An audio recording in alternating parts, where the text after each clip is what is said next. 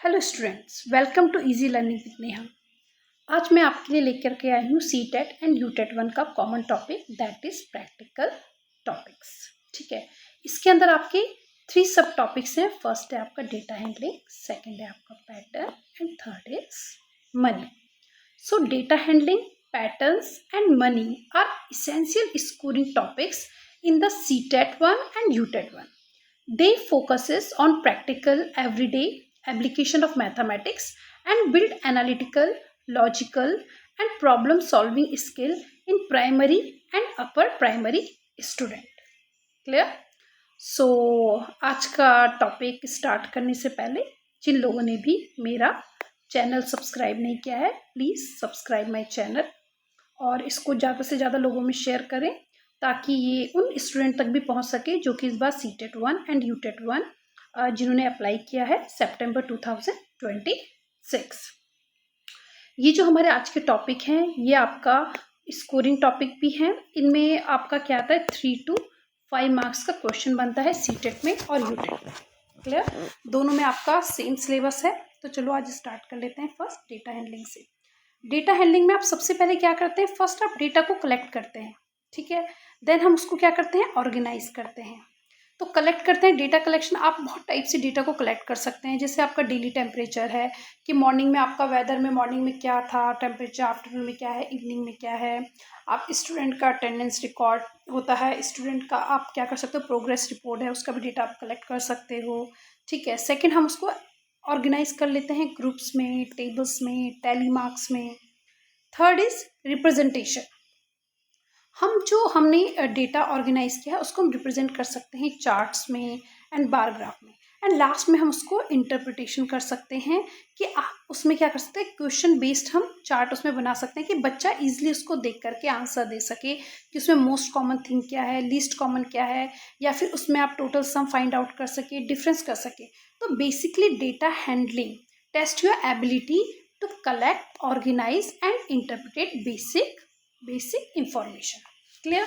For example suppose class third में मैंने बच्चों को उनका फेवरेट फ्रूट पूछा, तो इसमें से मैंने डेटा को कलेक्ट किया।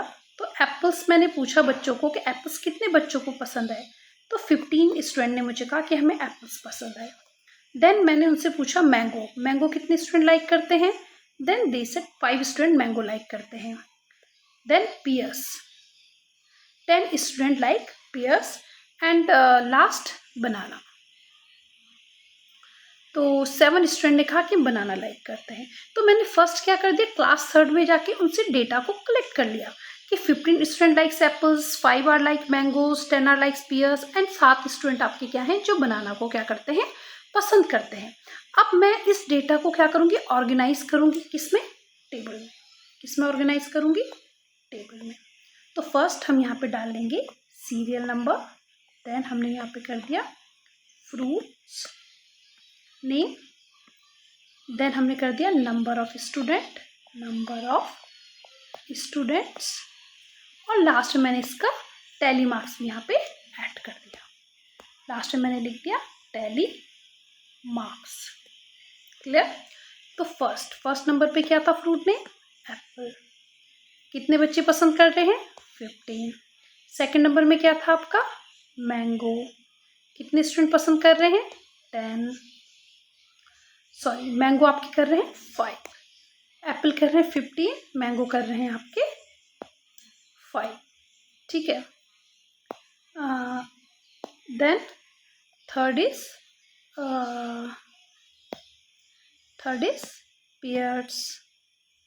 पियर्स आपके कर रहे हैं 10 एंड फोर्थ इज बनाना आपके कर रहे हैं 7 स्टूडेंट्स। ठीक है, अब इसका हम क्या निकालेंगे, टैली मार्क्स निकालेंगे। तो हमने इसका क्या कर लिया, टेबल बना लिया। सबसे पहले serial number, fruit name, number of student and tally marks. Clear?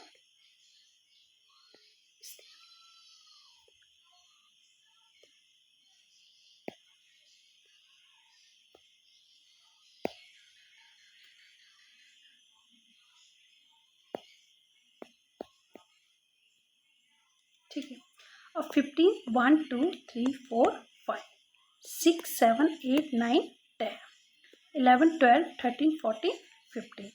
Next 5 student like mango, 1, 2, 3, 4, 5. Then pears, 10 student like pears, 1, 2, 3, 4, 5, 6, 7, 8, 9, 10. And 7 student like banana, 1, 2, 3, 4, 5, 6, 7.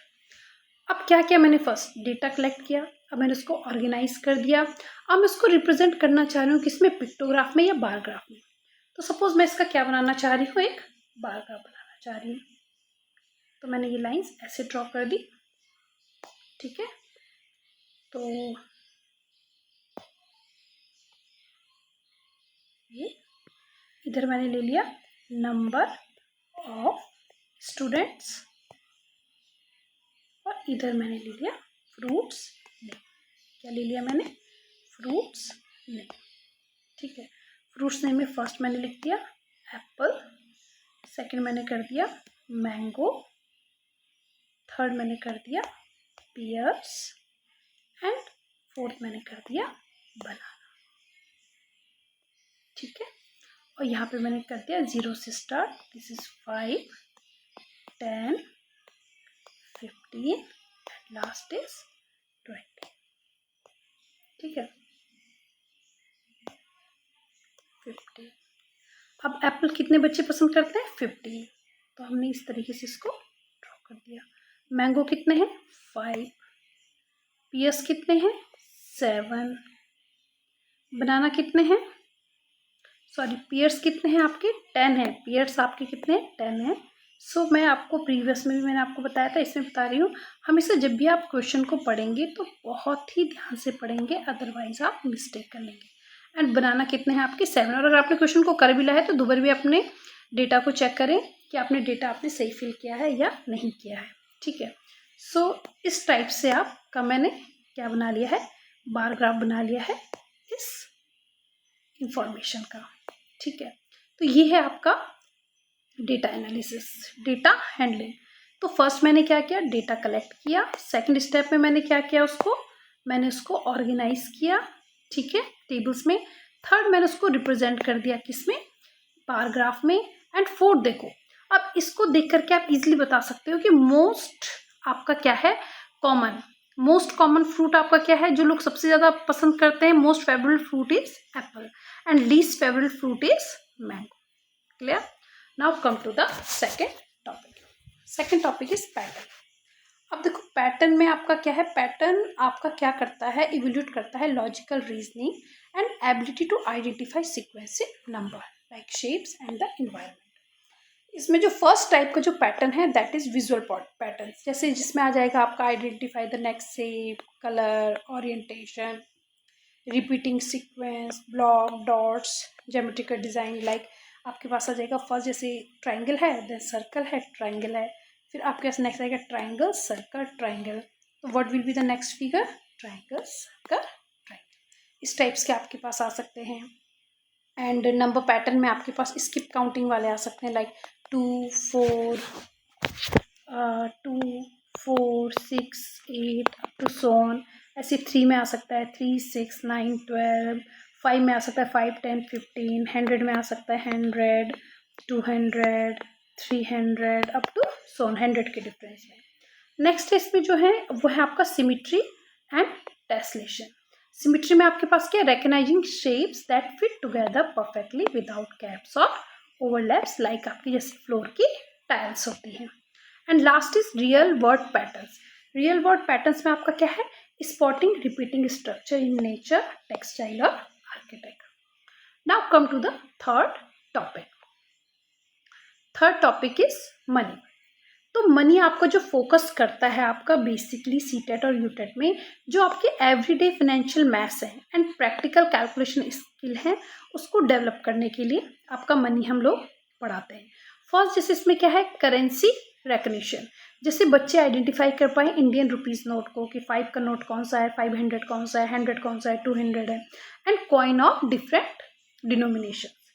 Second, बच्चे को कन्वर्सेशन हम लोग बताते हैं कि कन्वर्टिंग रुपीज़ इनटू पैसे एंड वाइस वर्सा। यही 4th 5th का आप NCERT की बुक भी आप चेक करेंगे तो आपको यही सिलेबस आपको मिलेगा। जैसे ₹1 = 100 पैसे, और जब आप पैसे को कन्वर्ट करोगे तो 1 1 पैसे इज इक्वल टू 1/100। इस तरीके से आप कन्वर्जन भी कर सकते हो। एंड बेसिक ऑपरेशन है आपके, real life word problem, like उसमें आप ऐड कर सकते हो, सब्ट्रैक्ट कर सकते हो, मल्टीप्लाई कर सकते हो, डिवीजन ऑफ मनी कर सकते हो। एंड लास्ट है इसमें बिल जनरेशन। जैसे फॉर एग्जांपल आप स्टूडेंट को समझा सकते हो कि आपकी मदर ने आपको 50 रुपीज़ दिए, जिसमें से 10 रुपीज़ के आपने चिप्स ले लिए, ठीक है, 10 रुपीज़ की आपने पेंसिल ले ली एंड 5 रुपीज़ का आपने इरेज़र ले लिया, ठीक है। अगर आपने मनी शॉपकीपर से आपने ये सारा सामान खरीदा है तो कितना पैसा उसको वापस मिलेगा। तो ये सब चीज़ है कि आप सबसे पहले इसका टोटल एक्सपेंसेस देखोगे कि आपने 25 रुपीज़ आपने क्या किए, खर्च किए, तो आपके पास शॉपकीपर आपको कितना वापस करेगा, 50 माइनस 25, यानी आंसर इज 25। तो इस तरीके से हम बिल भी जनरेट कर सकते हैं। क्लियर? सो आज का जो मैंने ऊपर के 3 टॉपिक्स आपको कॉन्सेप्चुअल समझाए हैं, ताकि आप सीटेट और यूटेट में कोई भी इस टाइप से क्वेश्चन आए, थोड़ा घुमा फिरा के आए, तो ताकि आप उसको कर सको। अब नीचे मैंने कुछ क्वेश्चंस आपके लिए हैं data handling and patterns and money से, जो कि आपके कंटेन एंड साइकोलॉजिकल मिक्सचर है। तो इसमें फर्स्ट क्वेश्चन मैंने कंटेन से लिया है। डेटा हैंडलिंग क्वेश्चन में first question is the marks obtained by 5 students in a class test are 12, 15, 12, 18 and 12. If a teacher wants to represent this data, usually tally marks, what will the tally marks representation for the most frequent score look like? तो अभी मैंने आपको ऊपर tally marks भी explain किया है। तो कोई क्लास है जिसमें क्लास टेस्ट हुई है, 5 बच्चों का क्लास टेस्ट के मार्क्स हैं 12, 15, 12, 18 एंड 12। तो सबसे पहले हम क्या कर लेंगे, मोस्ट फ्रिक्वेंट स्कोर देखना है, तो 12 का रेपिटेशन देखेंगे। जो 12 का स्कोर है, इसका रेपिटेशन कितने बार हुआ है, 1 2 3, 3 टाइम्स 12 क्या हुआ है आपका, रिपीट हुआ है। देन 15 आपका 1 टाइम, 18 आपका 1 टाइम। सो सबसे ज़्यादा मोस्ट फ्रिक्वेंट स्कोर किसका है, 12 का है। कितने टाइम्स हुआ है, 3 टाइम्स। तो उसका टैली मार्क्स क्या होगा, 1 2 एंड 3। अब देखो ये 1 2 3 किस में आ रहा है, इसी ऑप्शन में आ रहा है। It mean C is the correct option. तो स्टूडेंट मेरा मकसद है कि आपको मैं कितना इजी वे में आपको मैथ्स समझा सकूं। क्लियर? सो आई होप ये आपको अच्छे से समझ में आया होगा। Now come to the next question. Next question is the pictograph below shows the number of apples basket sold by a vendor over 3 days। ठीक है, अब इसने स्केल डिफाइन किए, means 1 apple equal to 4 basket. तो जब भी इस type के आपके पास क्वेश्चन आए, फर्स्ट आप उसके आगे नंबर ऑफ लिख दो। ठीक है, ये क्या कह रहा है कि pictograph shows the number of Apple basket sold by one. आपका मंडे को कितने उसने सोल्ड किया एप्पल, ट्यूसडे को कितने किए, वेडनेसडे को। तो मंडे को उसने यहाँ पे लिख दो कितने हैं, 3, ये है 1 2 3 4 5 और ये हैं आपके 2। अब देखो स्केल में क्या है, 1 एप्पल इक्वल टू 4 बास्केट। ठीक है, तो 3 इंटू 4 कर लेंगे, यानी 12 आपके एप्पल रहे होंगे।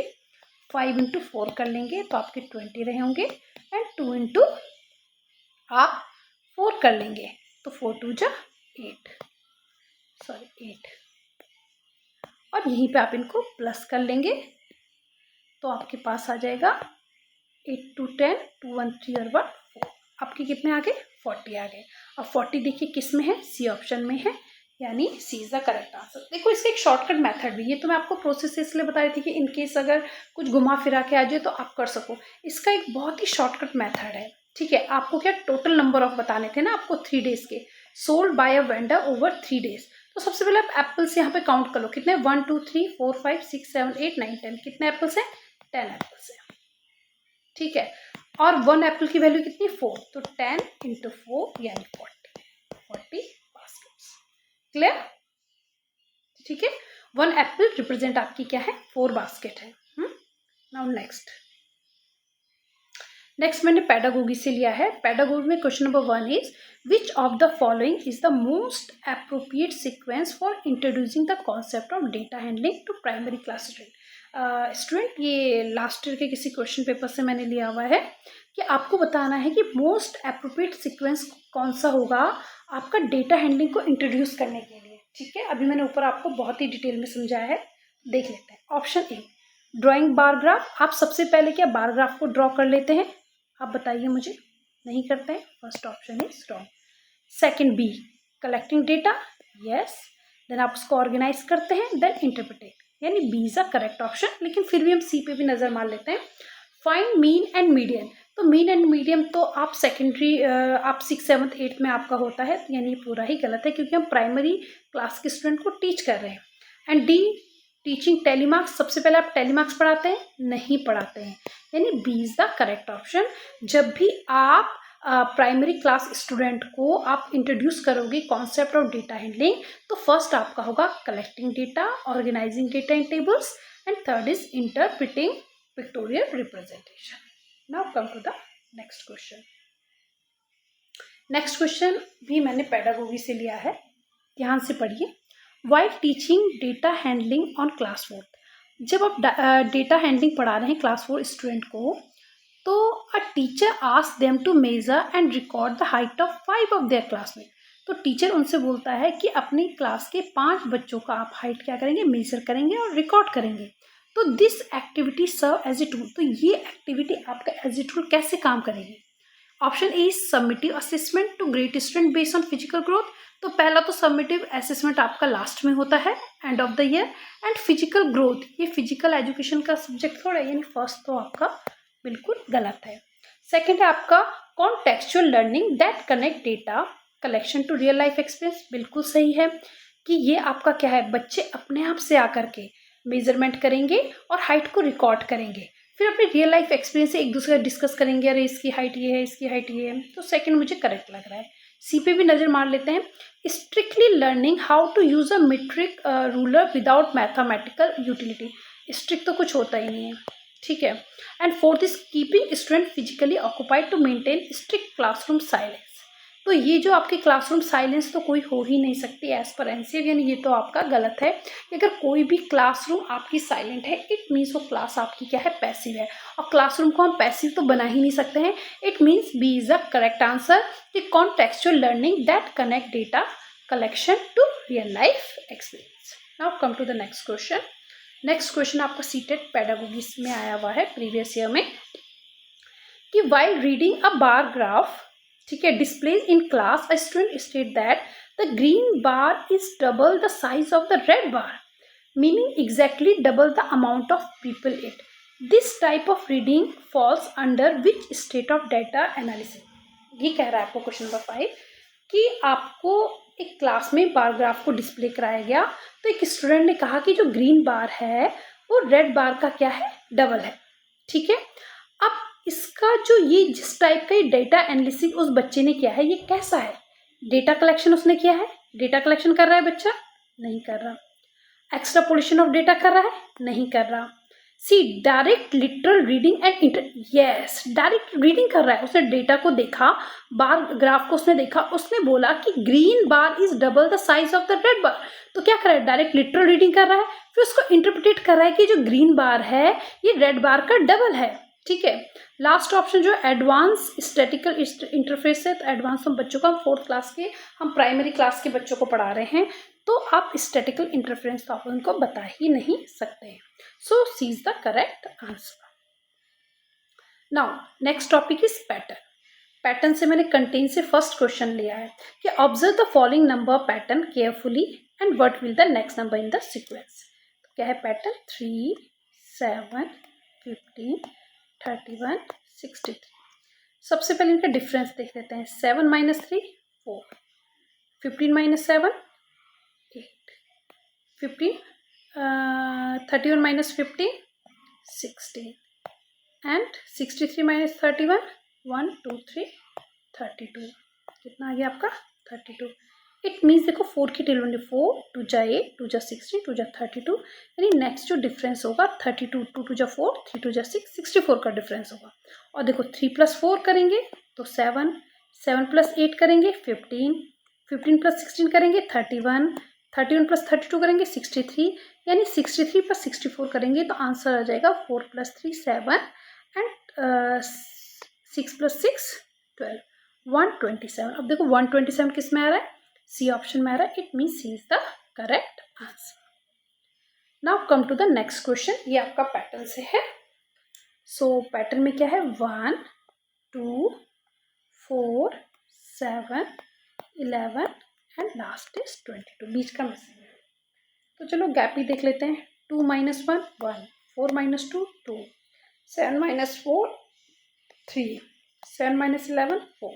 तो देखो जो उनके बीच का डिफरेंस आ रहा है 1 2 3 4, तो नेक्स्ट डिफरेंस आपका क्या आएगा 5 आएगा। अब देखो 1 + 1 2, 2 + 2 4, 1 + 1 2, 2 + 2 4, 4 + 3 7, 7 + 4 11, so 11 + 5 16, so 16 will be the next number, यानी option B is the correct answer. Now come to the next question. Next question मैंने पेडागोगी से लिया है, पैटर्न की। ये कह रहा है कि a teacher ask student to identify pattern in leaf veins and floor tiles. ठीक है, जो फ्लोर लगी है लीफ वेन्स से उनका पैटर्न टीचर उनसे आइडेंटिफाई करने को बोल रहा है। So this activity is highly useful in a primary mathematics classroom because it, ये जो एक्टिविटी है प्राइमरी क्लासरूम में ये मोस्ट इंपॉर्टेंट है किस में? फर्स्ट है help student pass time when the teacher is busy, बिल्कुल नहीं। ठीक है, develop logical thinking, special understanding and connect maths to the real world, बिल्कुल सही। क्या होगा कि बच्चे पहले क्या करेंगे कि लीफ जो हैं, ठीक है, लीफ डिफरेंट डिफरेंट टाइप की लीफ करेंगे, उनको वेन को कोरिलेट करेंगे, उनकी लाइंस देखेंगे और फिर उनमें क्या होगा जैसे फ्लोर टाइल है उसमें ज्योमेट्रिकल लाइन देखेंगे, ज्योमेट्रिकल फिगर्स देखेंगे, उसको अंडरस्टैंड करेंगे और रियल लाइफ से उसको देखेंगे। थर्ड भी आप देख लेते हैं, वैसे is strictly required to pass the summative, तो प्राइमरी स्कूल के बच्चे कौन से बोर्ड एग्जाम में बैठेंगे। And D discourage student from, तो हम बच्चों को डिस्करेज तो हम कर ही नहीं सकते हैं, ठीक है, नंबर एंड अर्थमेटिक कैलकुलेशन के लिए। So B is the right answer कि it develops logical thinking, special understanding and connect maths to the real world. Now come to the next question.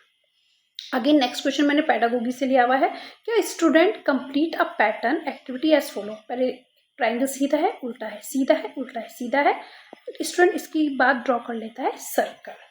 So as a primary mathematics teacher what should be your immediate diagnostic response, तो आपका क्या होगा जब बच्चा इसमें circle draw कर लेगा as a primary teacher, आप बच्चे को डांट देंगे, scold the student for not memorising basic geometric definition, बिल्कुल नहीं, आप बच्चे को डांट नहीं सकते, आप बच्चे को प्यार से समझाएंगे। ठीक है, सेकंड क्या है, ask the student to explain why they drew a circle to understand their underlying thought process. हाँ ये थोड़ा ठीक लग रहा है, पर नेक्स्ट भी चेक कर लेते हैं कौन ज़्यादा अप्रोप्रिएट होगा। Erase the circle immediately and draw a downward pointing triangle yourself, बिल्कुल गलत, हम बच्चे को पैसिव तो बना ही नहीं सकते हैं। ठीक है, इसमें तो बच्चा पैसिव होगा, हमने डायरेक्ट उसको क्या किया, उसको समझाया नहीं और इसको हमने क्या कर दिया, इमीडिएटली इसको इरेज करके उसमें ट्राइंगल पुट कर दिया। ठीक है, and last is deduct marks silently and move on to the next student, ये भी नहीं है। यानी हम क्या करेंगे, अगर बच्चे ने क्या किया कि बाई मिस्टेक कोई गलत पैटर्न कर लिया तो हम उस बच्चे को पूछेंगे, उसको एक्सप्लेन करेंगे कि आपने ऐसा क्यों किया, आपने ट्राइंगल के बाद सर्कल क्यों ड्रॉ किया, और जो भी उसका थिंक प्रोसेस होगा उसमें हम उसको डायग्नोस करेंगे। ठीक है, so B is the correct answer, ask the student to explain why they drew a circle to understand their underlying thought process.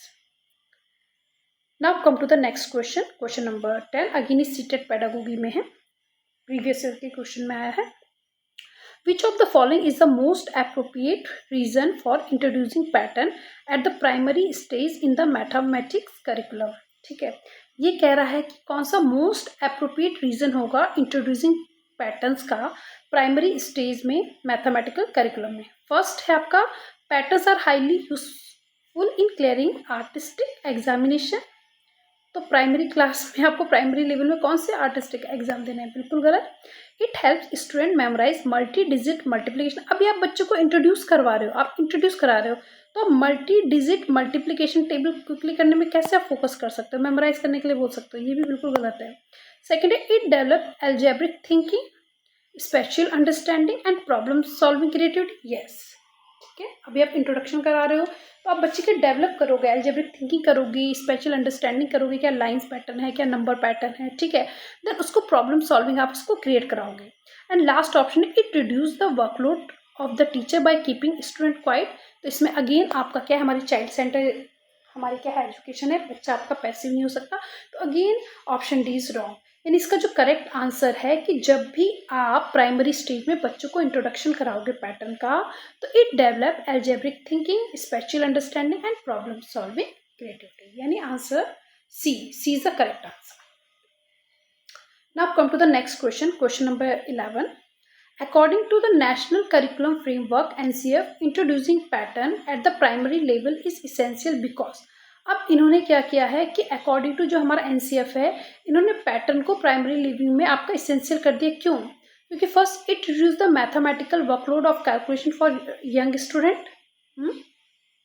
Second B is it prepare student to participate in national art and drawing competition.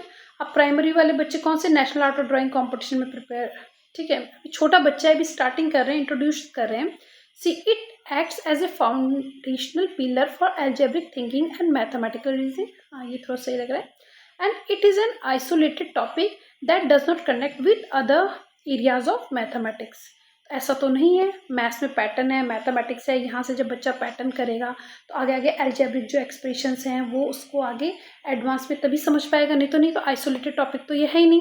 यानी C is the correct answer. It acts as a foundational pillar for algebraic thinking and mathematical reasoning. Now come to the next question, next topic that is money question. ठीक है, ये content से मैंने लिया है. Question is Aarav bought a notebook for 24 rupees 50 paisa and a pen for 10 rupees 50 paisa and eraser for 5 rupees. He gave 100 rupees note to the shopkeeper. How much balance amount should he receive back. ठीक है, तो सबसे पहले उसने notebook ली. ठीक है, cost of notebook कितना है आपका 24.50. देन कॉस्ट ऑफ पेन कितना है आपका 10 रुपीज 50 पैसा. देन कॉस्ट ऑफ इरेजर, ठीक है, कॉस्ट ऑफ इरेजर कितनी है आपकी 5 रुपीज. ठीक है, अब आप टोटल निकालो, टोटल एक्सपेंडिचर निकालो, तो ये आ जाएगा आपका 0.5500 40 रुपीज. सो टोटल एक्सपेंडिचर उसने क्या किया 40 रुपीज किया. अब how much balance amount should he receive back. तो जो बैलेंस अमाउंट वो आपका रिसीव करेगा, ठीक है, that is balance amount should he receive back. कितना होगा आपका, कितने दिए शॉपकीपर को 100 रुपीज माइनस 40 यानी 60 रुपीज. तो उसको 60 रुपीज वापस मिल जाएंगे. C is the correct option. Now come to the next question. ये मैंने पेडागोगी से लिया है. To teach the concept of addition and subtraction of money effectively to class 3rd student which strategy is considered the best. अगर आप class 3rd के student को addition and subtraction of money पढ़ा रहे हो तो कौन सी स्ट्रैटेजी आपकी क्या रहेगी, बेस्ट रहेगी. फर्स्ट है giving them long list of complex division word problem to solve at home. अब 3rd क्लास के बच्चे को आप कॉम्प्लेक्स डिवीजन कैसे दे सकते हो, वो भी घर के लिए, बिल्कुल गलत है. Use ICT tools to show video of high frequency stock market trading. क्या 3rd क्लास का बच्चा हाई फ्रिक्वेंसी स्टॉक मार्केट समझ पाएगा, नहीं समझ पाएगा, ये भी गलत है. थर्ड है conducting a role play activity of a classroom बाजार using play currency note. Yes, ये हो सकता है. And last is asking student to memorise the conversion table of rupees to paisa. नहीं, जब भी आप बच्चों का कॉन्सेप्ट क्लियर करा रहे होंगे addition and subtraction of money का, आप कंडक्ट कर सकते हैं role play activity of a classroom बाजार यूजिंग प्ले करेंसी नोट.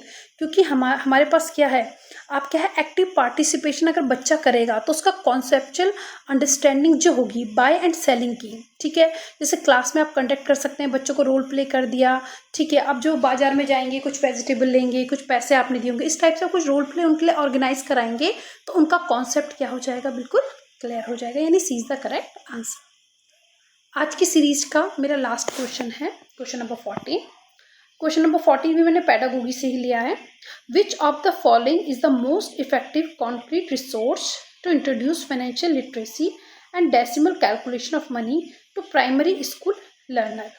ठीक है, इनमें से कौन सा आपका इफेक्टिव कॉन्क्रीट रिसोर्स हो सकता है introduce financially literacy and decimal calculation of money to primary school learner के लिए. First, official government tax rule books and budget के बच्चे इसको समझ पाएंगे, प्राइमरी वाले class 1 to official government tax नहीं समझ पाएंगे. सेकंड है play money notes dummy coin and mock price. Yes, बिल्कुल समझ पाएंगे कि जैसे उनको प्ले होता है, मनी नोट्स आते हैं, आजकल बहुत सारे गेम्स भी चल रहे हैं, डमी कॉइन्स हैं. ठीक है। थर्ड है आपका एडवांस साइंटिफिक कैलकुलेटर, क्या वो एडवांस साइंटिफिक कैलकुलेटर को हैंडल कर पाएंगे? नहीं कर पाएंगे।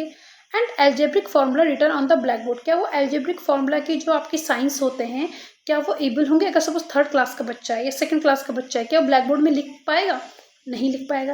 यानी B is the correct answer. क्योंकि हम क्या करते हैं, हमारी जो पॉलिसी है प्राइमरी में वो क्या है, सीपीए बेस्ड पॉलिसी है। चिल्ड्रन क्या होते हैं, learn best through CDA CPA sorry. C होता है आपका कॉन्क्रीट कॉन्क्रीट, पी होता है आपका पिक्टोरियल कॉन्क्रीट पिक्टोरियल, और ए होता है आपका एब्स्ट्रैक्ट। ठीक है, कॉन्क्रीट टू एब्स्ट्रैक्ट बच्चा जाता है, यानी B is the correct answer. So आज का मेरा ये वीडियो यहीं पे ख़त्म होता है। और स्टूडेंट बताइए आपको मेरी आज की वीडियो कैसी लगी, प्लीज़ मुझे कमेंट करके बताइएगा।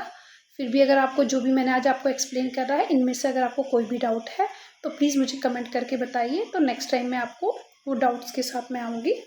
एंड आज मैंने पूरा फोकस किया है आपको कॉन्सेप्ट में, कि अगर आपका कॉन्सेप्ट क्लियर होगा तो आपके पास कोई भी क्वेश्चन आपका इस टॉपिक से आएगा तो आप उसको कर पाओगे। So thanks for watching my video. Thank you so much students.